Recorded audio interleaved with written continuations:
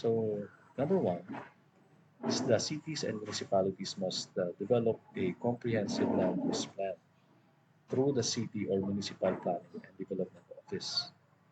So, the MPDO is in charge of determining or developing and formulating the municipal land use plan in accordance with provincial and national land use policy. So, the CLUP must be approved by the Sangguniang. So the municipal assessor is the one in charge of providing these maps, this classification, and actual use of the real property in the municipality. So the MPDO will be the one to submit its CLUP for review and approval to the Provincial Planning and Development Office. And also similarly, the CPDO prepares its CLUP and submit it for the approval to its Sangguniang.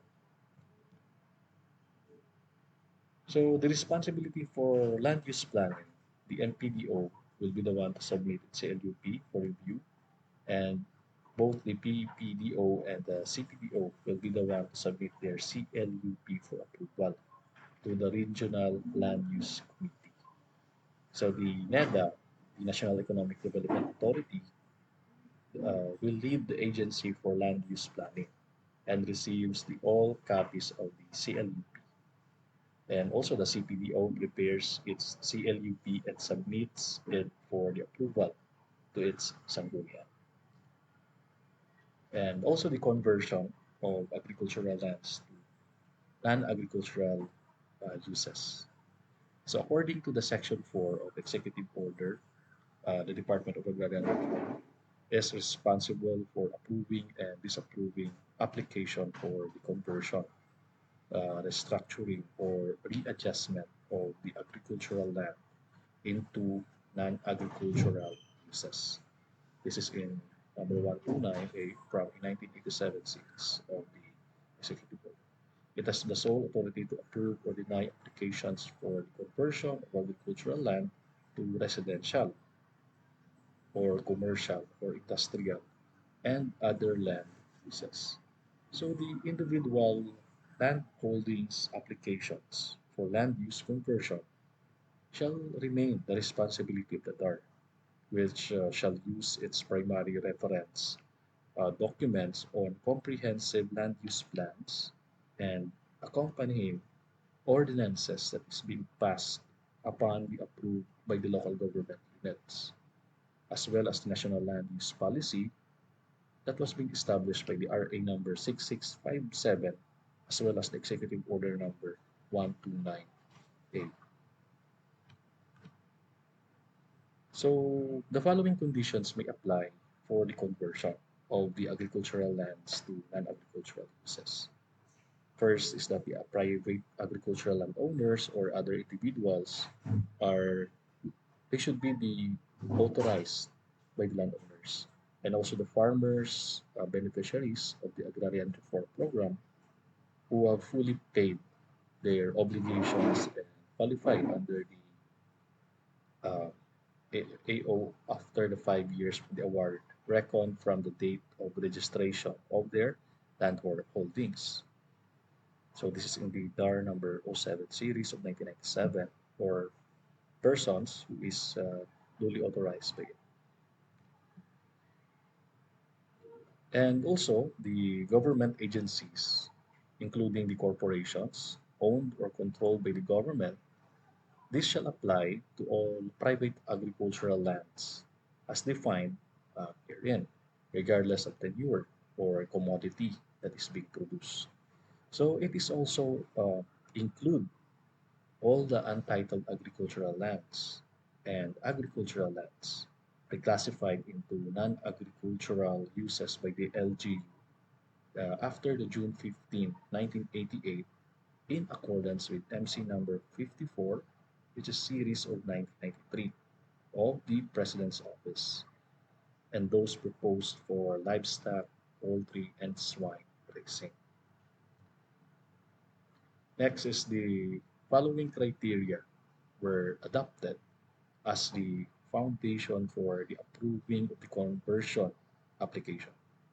So first, number one is that the DAR Administrative Order number 6, series of 1994, that governs the agricultural lands classified zone for non-agricultural use by LGUs and approved by the HLURB, now the DSUD, prior to June 15, 1988. So the conversion may be permitted if the land or the lands are classified as a commercial, industrial, residential, or other non-agricultural uses in new or revised town plans promulgated by the local government unit and approved by the HLURB or the DHSUD or the Sangguniang Panlalawigan after June 15, 1988 in accordance with the Section 20 of RAMC 7160 as implemented in number 54 as well as in Executive Order number 72 in 1993 series of the President's Office. So the conversions may be granted if the city or the municipality does not have a comprehensive development plan or land use plan and zoning ordinance that has been duly approved by the THSUD and Sangguniang Panlalawigan.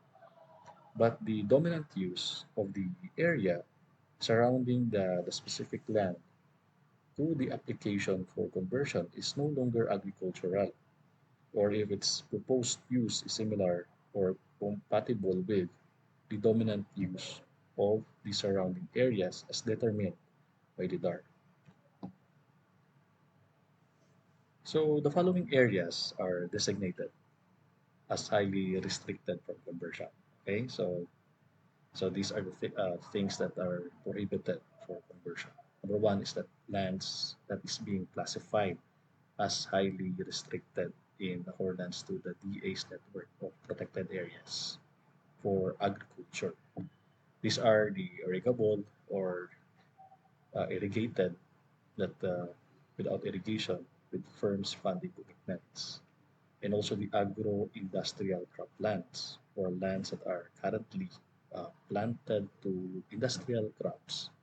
So in order to support the economic viability of existing agricultural infrastructure and agro-based enterprises, and also the highlands or areas with elevation of 50 meters or higher have the potential to grow a semi-temperate and typically high-value crops. So next is that lands that have received a notice of acquisition valuation under the Agrarian Reform Program or that are subject of a perfected agreement between the landowner and the beneficiaries under the CARP's voluntary land transfer or direct payment scheme,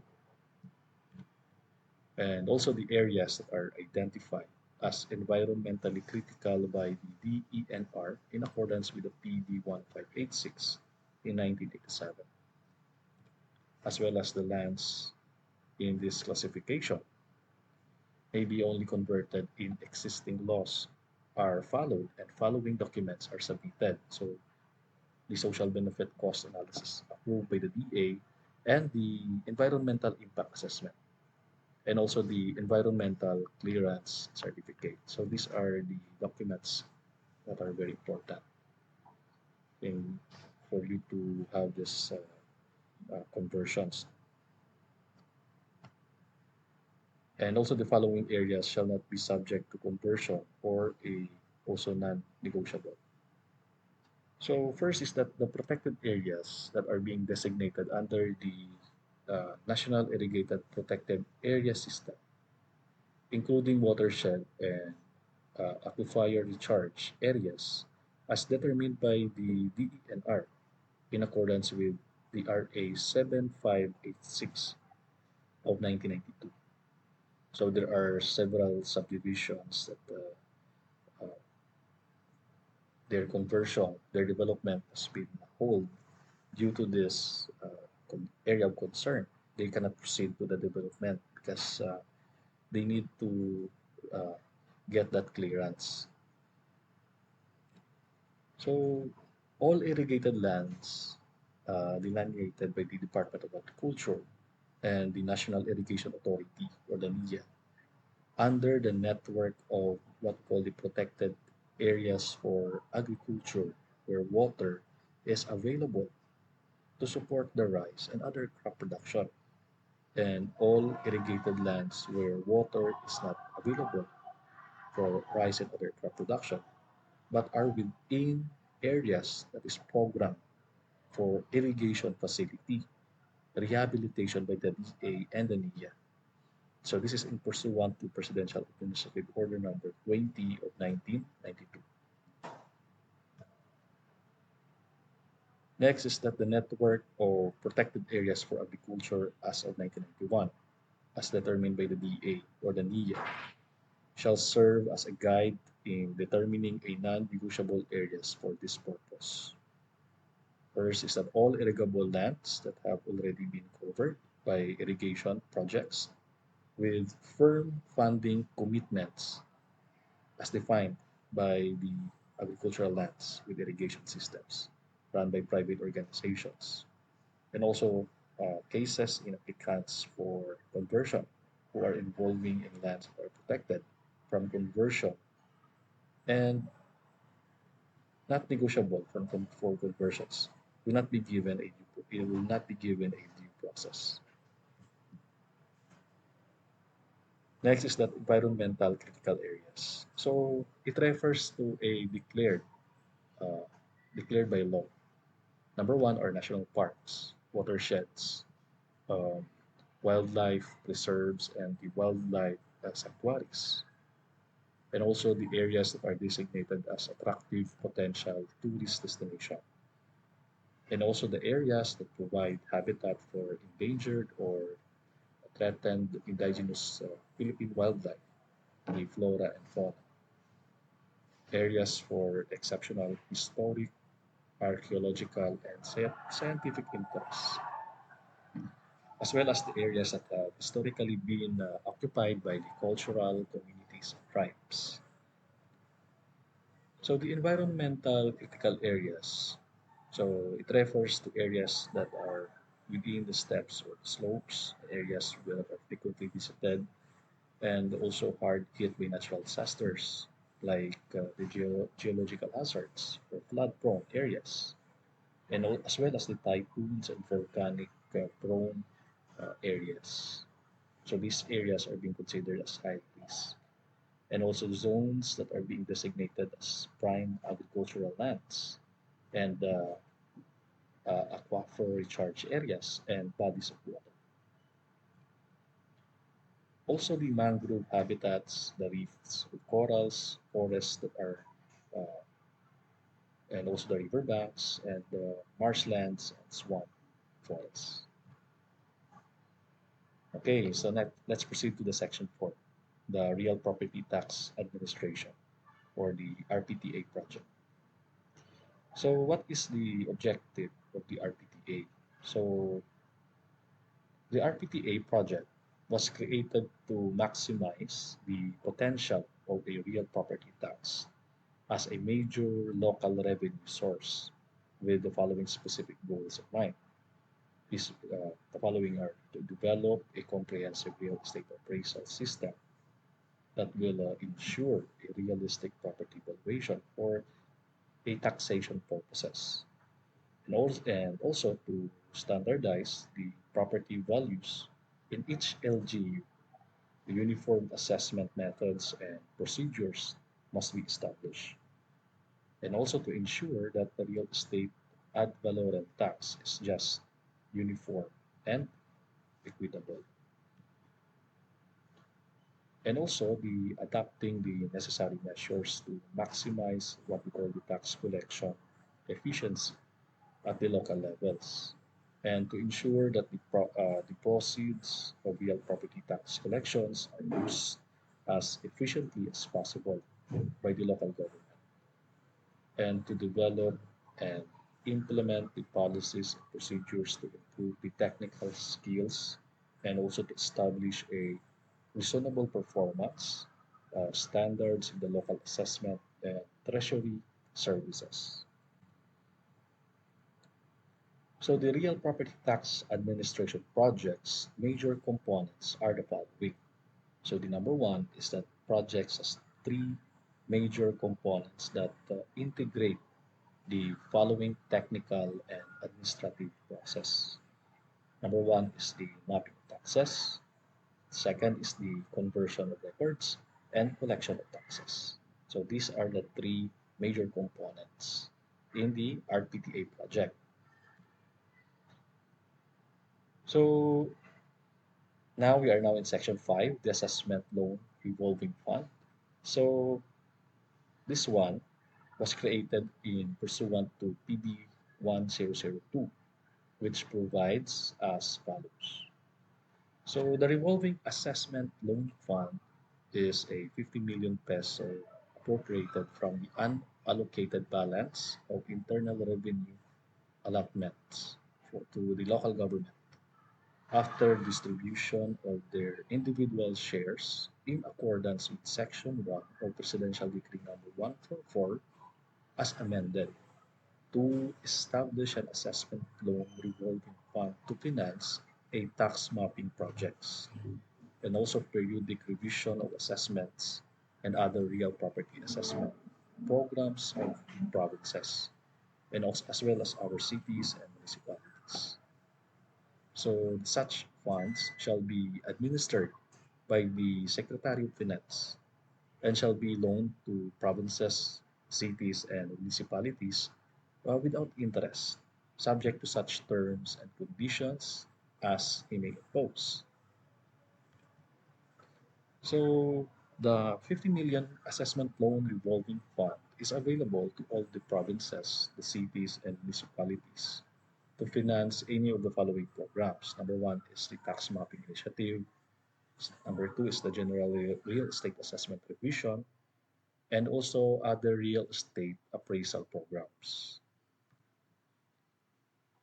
So the 50 million assessment loan revolving fund is administered by the Bureau of Local Government Finance and also the Department of Finance. So this is the BLGF-TOF and is available as a loan to the province, to the city, and municipalities in an amount that does not exceed their borrowing capacity as certified by the Bureau of Local Government Finance, payable in five equal annual installments without interest. Next is the conditions for applying for an ALRF loan.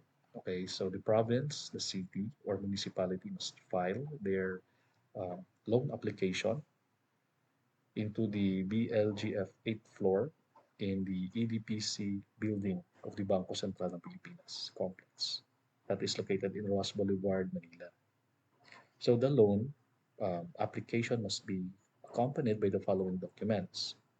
Number one, a resolution of the Sangguniang Panlalawigan, Sangguniang Panglungsod, or the Sangguniang Bayan who is authorizing the provincial governor, the city, or the municipal mayor to enter into a loan agreement with the Department of Finance and indicating the amount of loan being desired and the specific projects to be undertaken.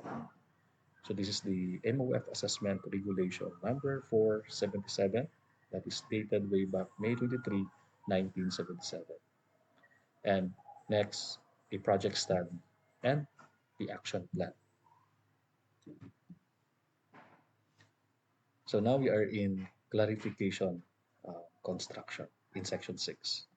So on the seeming conflict between the sections of 226 and 252 of the Local Government Code, particularly on the prescriptive period which a taxpayer may file an appeal. So in section 226, the Local Board of Assessment Appeals, so any owner or person with a legal interest in the property who is dissatisfied with the action of the provincial, the city, or municipal assessor in the assessment of his property made within 60 days of a receipt of the written notice of assessment may appeal to the Board of Assessment Appeals of the province or the city by filing a petition under oath in the form of prescribed for the purpose, together with copies of the tax bills. Next is that in section 252, the payment under protest. No protest shall be entertained unless the taxpayer will first pays the tax. The words paid under protest shall be annotated on the tax receipt, and the protest must be filed in writing within 30 days of payment of the tax with the provincial, the city, or municipal treasurer. So in the case of a municipality within the Metro Manila area, we must decide to protest within 60 days by receiving that protest. So the tax of a portion thereof paid under protest shall be held in trust by the treasurer concerned. And in the event that the protest is finally decided in favor of the taxpayer, so the amount or the portion of the tax that being protested shall be refunded to the protestant or applied as a tax credit against his existing or the future tax liability. Next is the commencement of exemption and taxability. So if a property is exempt on the tax day, January 1, it is exempt for the entire year, even if it becomes taxable after that date. Similarly, if the property is taxable on the tax day of January 1, so it will remain taxable for the entire year, even if it becomes exempt later. Next is the applicable schedule of the fair market values in the event that back taxes are levied. So the real properties that declared for the first time must be assessed during or using the approved schedule of fair market values. In effect, during the periods such assessments should have been made, not the current schedule of fair market value when the initial assessment is made, especially if back taxes must be imposed on the property.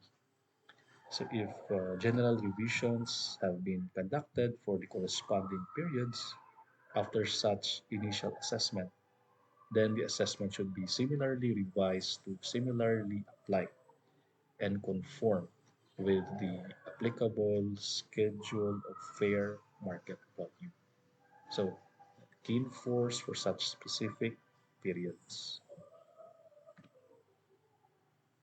Next is the date of effectivity of assessment or reassessment. So, all the assessments or reassessments made after the first day of January of any year shall take effect on the first day of January of the succeeding year. So, however, if the reassessment of real property due to its partial or total destruction or to a major change in its actual use or to any great and sudden inflation or deflation of real property values of the assessment when made or to any other abnormal cause shall be made within 90 days from the date any such cause or causes occurred and shall take effect at the beginning of the quarter of the next following reassessment.